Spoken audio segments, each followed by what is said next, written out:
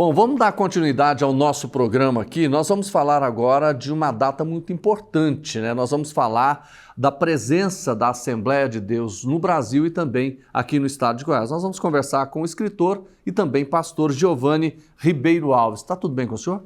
Tudo bem, Jodevar, muito bom dia a todos os nossos telespectadores. É um prazer estarmos aqui para falarmos, né, dessa instituição tão interessante, tão importante que é a Assembleia de Deus. O prazer é nosso em receber o senhor aqui. No Brasil, tem quantos anos que a Assembleia está aqui presente? A Assembleia de Deus chegou no Brasil no dia 18 de junho de 1911, em Belém do Pará. Ela foi fundada por dois missionários suecos, chamados Gunnar Wingre e Daniel Berg. Eles vieram, não é, dos Estados Unidos, eles eram suecos, mas estavam nos Estados Unidos já há algum tempo, e então receberam uma chamada divina para virem para o Brasil fazer missões. Então, pegaram um barco, né, um navio de terceira classe, e depois de 2 semanas desembarcaram na Bahia, né, do Belém do Pará, e no dia 18 de junho de 1911, na residência de uma senhora chamada Celina Albuquerque, era fundada a Assembleia de Deus no Brasil.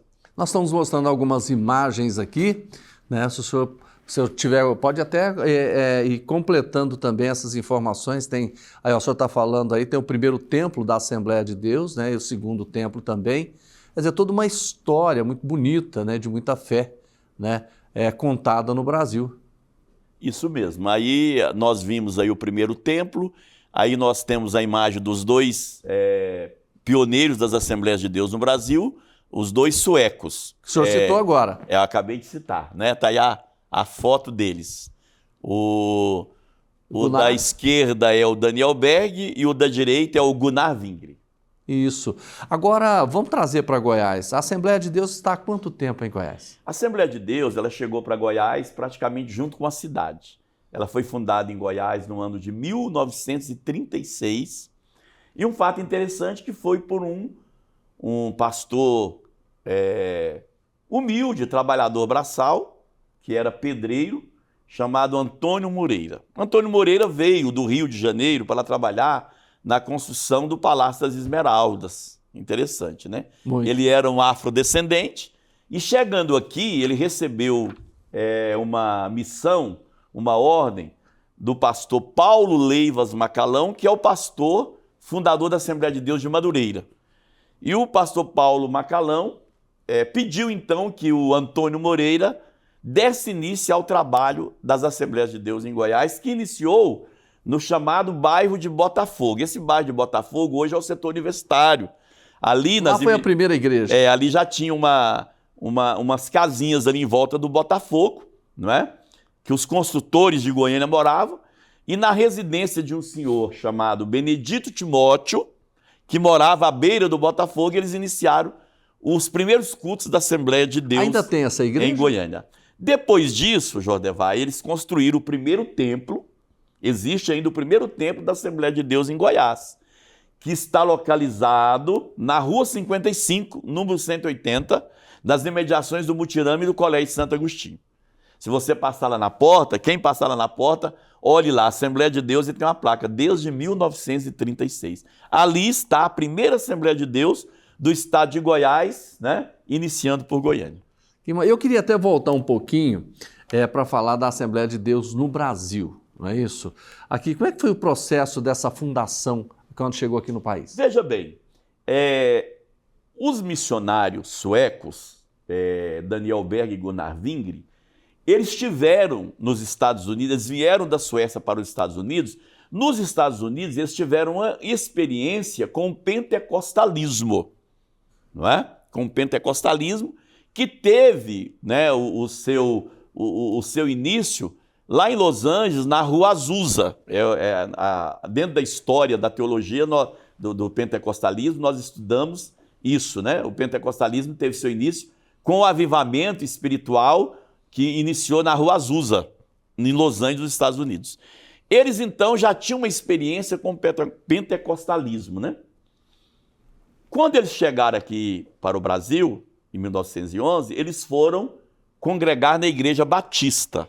Mas a Igreja Batista, ela não é uma igreja de caráter pentecostal. Então, houve uma divergência, sobretudo por quê? Pelo falar em línguas estranhas. Qual que é a diferença? A diferença é que os batistas é uma igreja evangélica, é uma igreja reformada, né? É uma igreja que tem todos os princípios bíblicos da Assembleia de Deus, mas na questão do pentecostalismo se diverge. Porque qual que é a característica básica do pentecostalismo? É a glossolalia. O que é a glossolalia? Os pentecostais, quando oram, eles falam em línguas estranhas. Isso, na Assembleia de Deus, é chamado de batismo com o Espírito Santo. Daniel Berg e Gunnar Wingre já tinham tido essa experiência do batismo com o Espírito Santo. Quando eles chegaram na Igreja Batista, eles então começaram a pregar a questão do batismo com o Espírito Santo. A Igreja Batista não aceitou por questões doutrinárias. Aí o que aconteceu? O Daniel Berg e o Gunnar Wingre deixaram a Igreja Batista, saíram com um pequeno grupo de fiéis e passaram a reunir na casa de uma senhora chamada Celina Albuquerque. Primeiramente, a igreja se chamou Missão da Fé Apostólica e no dia 18 de junho de 1911 fundaram então a Assembleia de Deus. Assim, tudo começou assim.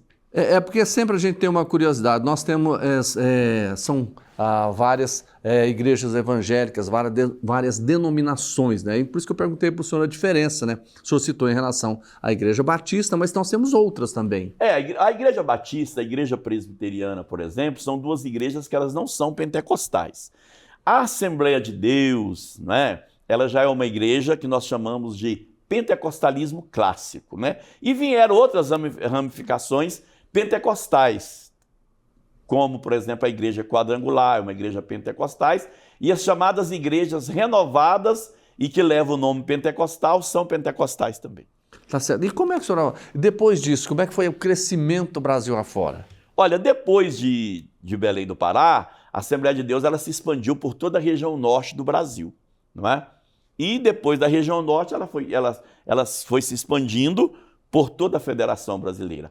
Em Goiás, praticamente foi um dos últimos estados que a Assembleia de Deus chegou em 1936. Quando a Assembleia de Deus chegou para Goiás no ano de 1936, né, já existia a Assembleia de Deus praticamente em todos os estados da Federação Brasileira. E hoje, a Assembleia de Deus está presente, né, em todos os estados, em todos os municípios. Inclusive, tinha até não sei se você já ouviu, Jodevar, tinha até uma piadinha, né? Que há algum tempo a gente ouvia muito.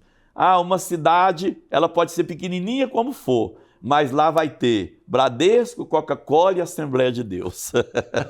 Ainda bem. Ainda bem, né? Olha, eu gostei muito de falar com o senhor. O conhecimento que o senhor trouxe para a gente aqui foi muito importante, principalmente falando da Assembleia de Deus. Queria agradecer ao senhor e que o senhor volte mais vezes. Muito obrigado, Jodevar, e é muito importante, né, falarmos a respeito dessa instituição que completou recentemente 113 anos no Brasil e 88 anos em Goiás. Muito obrigado. Nós conversamos com o escritor e pastor Giovanni Ribeiro Alves. Muito obrigado ao senhor. Grande abraço.